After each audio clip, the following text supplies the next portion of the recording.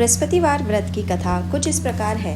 किसी गांव में एक साहूकार रहता था, जिसके घर में अन्न, वस्त्र और धन, किसी भी चीज की कोई कमी नहीं थी। उसके पास में धन, वैभव, शोहरत खूब सारी थी, परंतु उसकी स्त्री बहुत ही कृपण थी। वो बहुत दयालु था, दानवीर था, परंतु उसकी स्त्री बहुत ही कृपण थी और कंजूस थी। वो किसी को कुछ भी नहीं देती थी, किसी भिक्षार्थी को कुछ भी नहीं देती थी। सारे दिन घर में कामकाज में लगी रहती थी।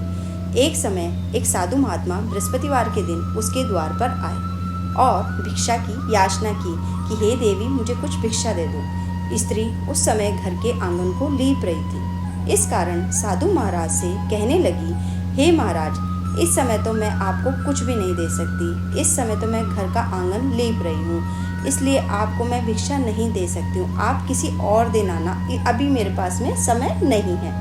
साधु महात्मा खाली हाथ चले गए। कुछ दिन के पश्चात वही साधु महाराज आए। उसी तरह भिक्षा मांगी।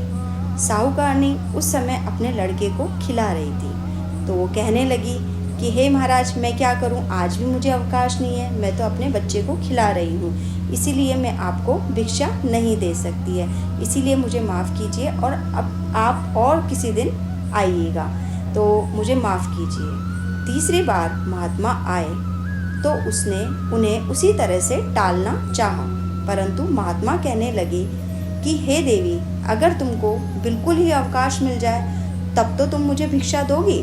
साहूकारनी कहने लगी कि हाँ महाराज, यदि ऐसा हो जाए तो आपकी बड़ी कृपा होगी।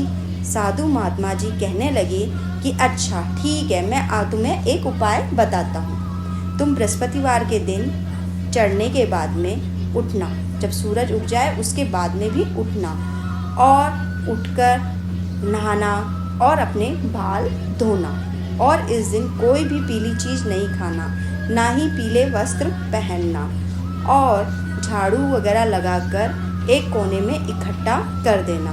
और इस दिन अपने घर के सभी पुरुषों को कहना कि वह बाल कटवाए और बाल धोए, और इस दिन पोंछा लगाना और चौका भी ऐसे ही छोड़ देना।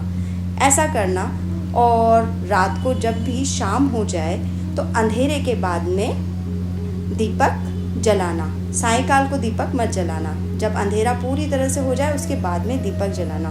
ये सब करना, तुम बिल्कुल फ्री हो जाओगे और तुमको सिर्फ अवकाश ही अवकाश रहेगा। यदि ऐसा करोगे तो तुमको मुझको घर का कोई भी काम नहीं करना पड़ेगा। साहूकारनी ने ऐसा ही किया।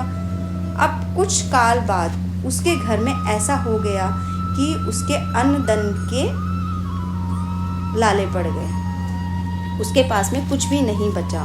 तो थोड़े दिनों बाद में साधु महाराज आए और उसी प्रकार भिक्षा मांगने लगे, परंतु सेठानी ने कहा कि हे महाराज, मेरे घर में आप क्या करके गए? आप मुझे क्या कह के गए? आपने जैसा मुझे बोला था मैंने वैसा ही किया, आपने जैसा कहा था मैंने सब कुछ वैसा ही किया। मैं आपको भिक्षा कहाँ से दूँ? जब से आप मुझे बोल के गए हो तो मेरे तो अन्न जल के भी लाले पड़ गए हैं। आप बताइए महाराज, आप क्या करके गए हो?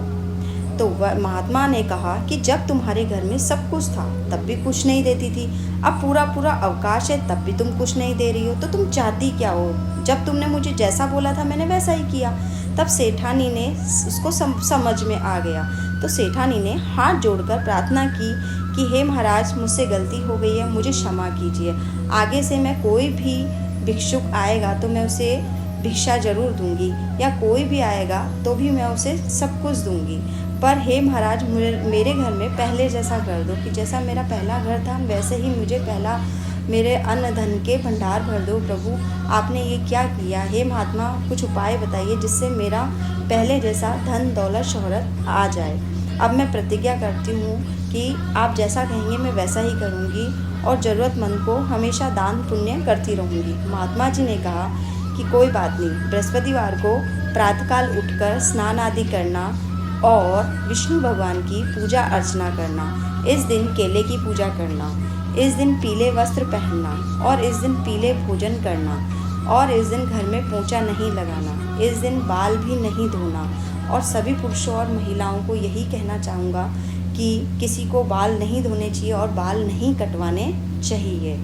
और इस दिन विष्णु भगवान की पूजा अर्चना करनी चाहिए और हो सके तो किसी को भी बृहस्पतिवार के दिन उधार नहीं देना चाहिए। उसके बाद में तुम देखना कि तुम्हारे घर में पहले जैसा हो जाएगा।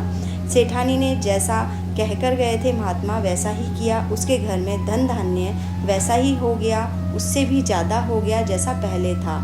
इसीलिए सभी को बृहस्पतिवार का व्रत करना चाहिए और बृहस्पतिवार के दिन जो भी नियम कानून हैं वह लागू होते हैं वह करने चाहिए, क्योंकि अगर विष्णु भगवान आपसे रुष्ट हो जाएंगे तो आपकी धन संपदा सभी चली जाएगी। इसीलिए आपको बृहस्पतिवार के दिन व्रत करना चाहिए और बृहस्पतिवार के दिन के नियम ज़रूर मानने चाहिए। राधे राधे।